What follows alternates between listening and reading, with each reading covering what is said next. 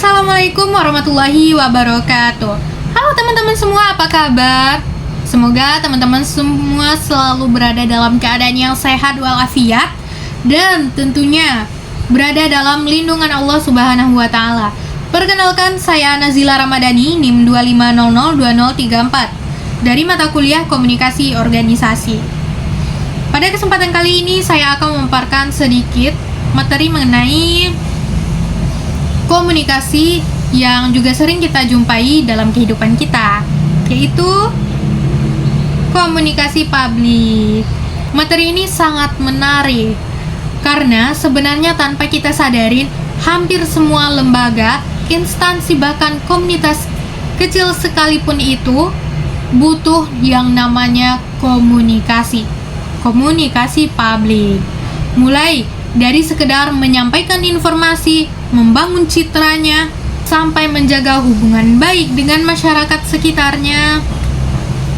Jadi di presentasi kali ini kita nggak cuma bahas teorinya aja, tapi juga bagaimana penerapannya, tantangannya, dan apa saja faktor-faktor yang mempengaruhi keberhasilan dalam terjadinya komunikasi publik dalam organisasi. Baiklah, langsung saja kita masuk ke pembahasan utama. Dalam presentasi ini, saya akan membahas yang pertama, definisi komunikasi publik dalam organisasi.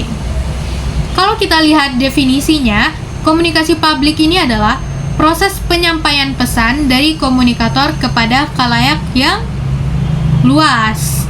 Biasanya audiensnya itu bukan puluhan, tapi bisa ratusan, ribuan, bahkan puluhan juta.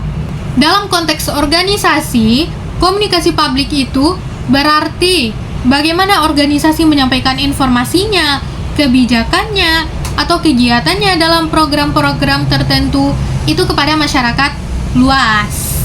Menurut beberapa ahli, komunikasi publik bisa dilakukan secara langsung, misalnya dengan tatap muka dalam forum besar, atau tidak langsung melalui media seperti televisi, radio, apalagi ya, media sosial sekarang, dan juga publikasi resmi, dan lain sebagainya. Yang paling pentingnya adalah komunikasi publik itu ditujukan bukan hanya untuk menyampaikan informasi, tapi untuk membangun hubungan dengan masyarakat sekitar. Hubungan yang dimaksud adalah hubungan yang baik. Tentu saja, organisasi ingin pesan mereka itu dimengerti, diterima, dan berdampak positif bagi publik. Jadi, komunikasi publik ini adalah penghubung antara organisasi dan masyarakat. Selanjutnya adalah tujuan dari komunikasi publik dalam organisasi. Tujuan yang pertamanya adalah untuk menyampaikan informasi secara jelas. Organisasi itu kan sering mempunyai program. Nah, kebijakan baru ataupun perubahan aturan ataupun berbagai kegiatan lainnya, ya. Semua itu harus tersampaikan dan dipahami masyarakat luas dengan benar supaya supaya tidak terjadi kesalahan makna atau persepsi seperti itu. Yang kedua, tujuannya adalah untuk menjalin hubungan baik dengan publik. Masyarakat itu pada dasarnya suka merasa dihargai. Jika kamu ingin dihargai, maka hargailah orang lain. Begitupun masyarakat, mereka cenderung ingin merasa dihargai. Dengan adanya komunikasi yang baik, maka masyarakat merasa diperhatikan, didengar, dan dilibatkan dalam adanya program tersebut. Selanjutnya, tujuan ketiga adalah untuk membangun kepercayaan. Ketika informasi disampaikan secara terbuka dan transparan, maka publik akan percaya bahwa organisasi bekerja dengan benar dan sesuai semestinya. Selanjutnya, tujuan yang keempat itu adalah untuk membentuk citra positif. Citra positif ini lebih tujuan untuk sisi personalnya, komunikasi organisasi sih. Tapi citra itu adalah aset yang sangat berharga. organisasi dengan citra yang baik akan lebih mudah untuk menjalankan program, mendapatkan dukungan, dan diterima di masyarakat. Sebaliknya, organisasi dengan citra yang buruk akan dicap dan dijauhi oleh masyarakat karena stereotipnya sudah menjelaskan seperti itu. Maka dari itu, citra dalam organisasi itu sangat diperlukan sekali. Itu tuh juga bertujuan untuk pengembangan bagaimana organisasi ke depannya. Selanjutnya saya akan membahas mengenai pentingnya komunikasi publik dalam organisasi. Kenapa sih komunikasi publik itu penting? Karena komunikasi itu menentukan apakah organisasi tersebut diterima, layakkah, dipercaya, atau bahkan ditolakkah oleh masyarakat sekitarnya, gitu. Komunikasi publik ini juga menjadi alat untuk menjelaskan maksud dari organisasi, membangun transparansi, dan untuk menghindari kesalahpahaman yang terjadi. Dengan komunikasi yang baik, organisasi ini dapat menjalankan program dengan lebih efektif, lebih mudah, dan masyarakat juga bisa menyampaikan aspirasi-aspirasi mereka kepada organisasi. Selanjutnya, saya akan membahas mengenai tipe-tipe komunikasi publik dalam organisasi. Yang pertama, ada namanya komunikasi informasional. Seperti namanya, tujuannya dari komunikasi informasional adalah menyampaikan informasi apa adanya. Contohnya, seperti pengumuman resmi, laporan, jadwal kegiatan, dan lain sebagainya. Yang kedua itu ada komunikasi persuasif. Persuasif berarti mengajak. Di sini, organisasi mencoba untuk mempengaruhi masyarakat atau publik agar mau ikut mendukung program tertentu. Misalnya seperti kampanye yang dilakukan oleh para pejabat gitu, atau kampanye-kampanye kesehatan, kampanye keselamatan, ataupun sosialisasi kebijakan baru.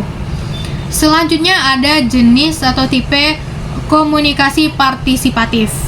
Dalam tipe ini, masyarakat diajak untuk ikut terlibat langsung dalam kegiatan tersebut. Contohnya saja adanya gotong royong, atau kerja bakti sosial, pelatihan publik, kegiatan program donor darah, dan aktivitas sosial lainnya. Yang terakhir, tipe dari komunikasi publik adalah komunikasi edukatif. Ini tujuannya adalah untuk memberikan pemahaman melalui edukasi.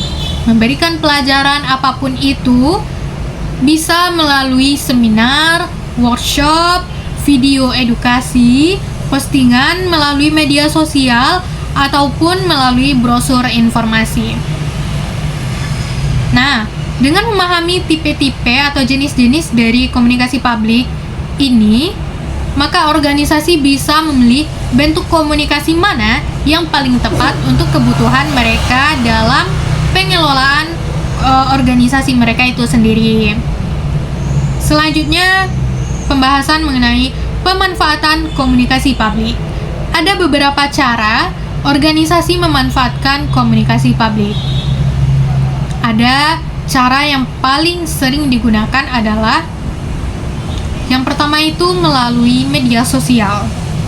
Di era digital sekarang, media sosial adalah sarana paling tepat, paling cepat, dan paling mudah untuk menyebarkan informasi apapun lah itu. Organisasi bisa mengunggah postingan atau poster, video singkat, infografis atau apapun itu yang terkait dengan programnya di media sosial. Yang kedua, konferensi pers atau wawancara media. Ini tuh biasanya dilakukan ketika ada pengumuman penting atau semacam klarifikasi terhadap isu-isu tertentu. Selanjutnya, kampanye publik. Kampanye ini dibuat supaya masyarakat sadar dan peduli terhadap program dari organisasi. Contohnya, kampanye anti narkoba itu tujuannya menyuarakan kepada masyarakat untuk tidak memakai narkoba atau menjauhi hal-hal yang berbau narkoba, zat-zat terlarang seperti itu, ataupun kampanye pendidikan dan hal-hal lainnya. Yang keempat, pelibatan masyarakat dalam kegiatan sosial. Tadi sudah saya jelaskan juga, dengan mengajak publik ikut serta, maka organisasi bukan hanya menyampaikan pesan saja, tapi juga dapat membangun hubungan dekat dengan masyarakat luas tersebut. Nah, itu dapat membangun hubungan erat antara organisasi dan masyarakat. Selanjutnya, adanya kerjasama dengan media. Karena media itu memiliki jangkauan yang luas, jadi pesan organisasi bisa sampai ke masyarakat jauh lebih cepat dan efektif. Selanjutnya, apa sih contoh penerapan komunikasi publik? Salah satu contoh yang paling sering kita lihat adalah bagaimana pemerintah mengumumkan program baru atau kebijakan baru melalui media sosial, televisi, ataupun wawancara konferensi pers, begitu. Begitu juga dengan perusahaan, mereka juga melakukan komunikasi publik. Itu bisa melalui promosi, publikasi, dan aktivitas-aktivitas sosial lainnya agar dikenal dan dipercaya oleh masyarakat. Selanjutnya, saya akan membahas mengenai apa aja sih faktor-faktor yang mempengaruhi keberhasilan komunikasi publik dalam organisasi. Yang pertama, tentu saja, komunikasi publik itu harus jelas dan harus mudah dipahami. Kalau pesannya saja itu membingungkan dan riweh gitu, maka publik akan menjadi salah paham atas informasi yang diberikan oleh organisasi. Yang kedua, komunikasi itu harus kredibel.